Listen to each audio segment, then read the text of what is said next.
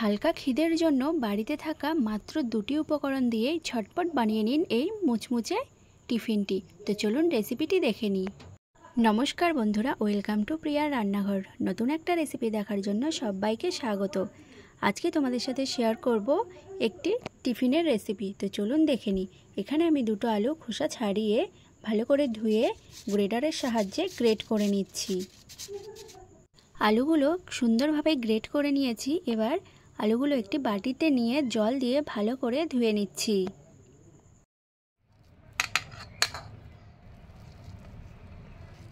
আলুগুলো জল পাল্টে পাল্টে 2-3 বার ধুয়ে নিয়েছি।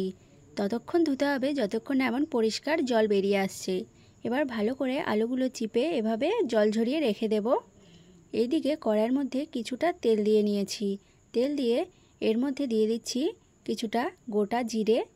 এবার এর মধ্যে দিয়ে দিচ্ছি 1 বাটি জল।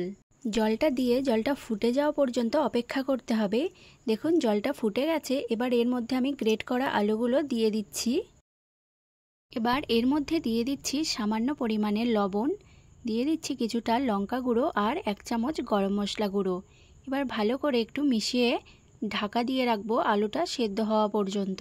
এবার ঢাকাটা তুলে নিচ্ছি।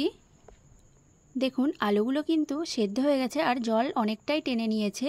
এখনও জল কিছুটা আছে। এবার এর মধ্যে দিয়ে দেব 1 বাটি আটা। আটাটা অল্প অল্প নিয়ে আলুর সাথে ভালো করে মিশিয়ে নেব।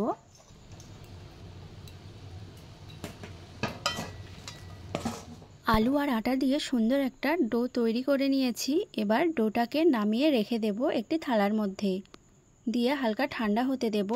এইদিকে আমি একটা ব্যাটার বানিয়ে নিচ্ছি। তার জন্য নিয়েছি কিছুটা ময়দা, নিয়েছি শুকনো লঙ্কা কুচি, আপনারা চাইলে চিলি ফ্লেক্স দিতে পারেন।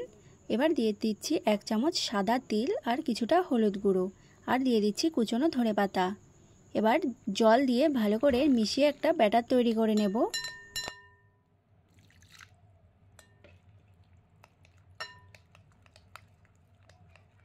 দেখুন ব্যাটারটা তৈরি করে নিয়েছি। ব্যাটারটা কিন্তু একদম ঘনও রাখিনি আবার একদম পাতলাও রাখিনি। এইদিকে এই ডোটা হালকা ঠান্ডা হয়েছে। এবার আমি হাত দিয়ে ভালো করে মেখে নেব। ডোটা কিন্তু পুরোপুরি ঠান্ডা হয়নি, হালকা গরম আছে। তো দেখুন সুন্দর করে গোল করে একটা ডো মাখিয়ে নিয়েছি। ডোটা এবার আমি চাটুর উপর রেখে দিয়েছি। তার আগে কিন্তু চাটু আর বেলনটাকে ভালো করে তেল দিয়ে মাখিয়ে নিয়েছি, যাতে এই ডোটা লেগে না যায়।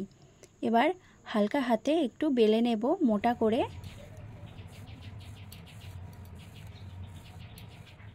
এবার এই সাইডগুলো একটা ছুরি দিয়ে আমি কেটে রেখে দিচ্ছি। এগুলো কিন্তু ফেলে দেব না, এগুলো দিয়েও আমি পরে বানিয়ে নেব। তো দেখুন সাইডগুলো কেটে নিয়েছি। এবার মাঝ বরাবর এইভাবে লম্বা করে কেটে নিচ্ছি। এবার 4 কোণা করে এইভাবে পিস পিস করে নিচ্ছি। তো দেখুন এইভাবে আমি প্রথমে 4 কোণা করে কেটে নিয়েছি। এবার এটাকে আমি এইভাবে 3 কোণা করে কেটে নেব, একটু আড়াআড়িভাবে। আপনারা চাইলে কিন্তু নিজেদের মতো শেপ দিয়ে নিতে পারেন, গোলও রাখতে পারেন বা লম্বা লম্বা করেও নিতে পারেন।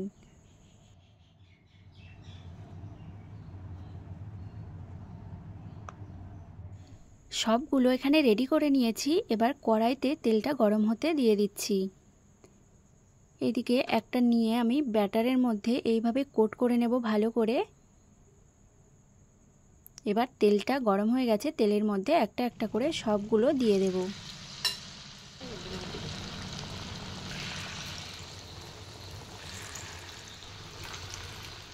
দেখুন কত সুন্দর তেলের ওপরে সবকটা ভেসে উঠেছে। এবার আমি একটা চামচ দিয়ে উল্টে দেব।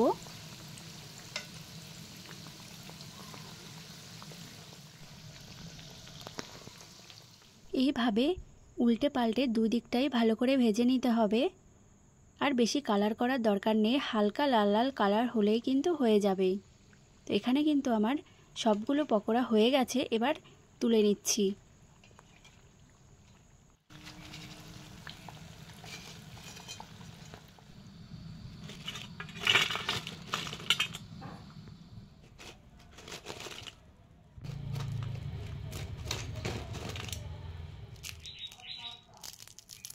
দেখুন কতটা সুন্দর মুচমুচে হয়েছে। হালকা খিদের জন্য আর ঘরে থাকা উপকরণ দিয়েই কিন্তু বানিয়ে নিতে পারবেন এই সুন্দর টিফিনটি। তো রেসিপিটি কেমন লেগেছে অবশ্যই কমেন্ট করে জানাবেন, আর যদি ভিডিওটি ভালো লেগে থাকে চ্যানেলটি সাবস্ক্রাইব করে দেবেন।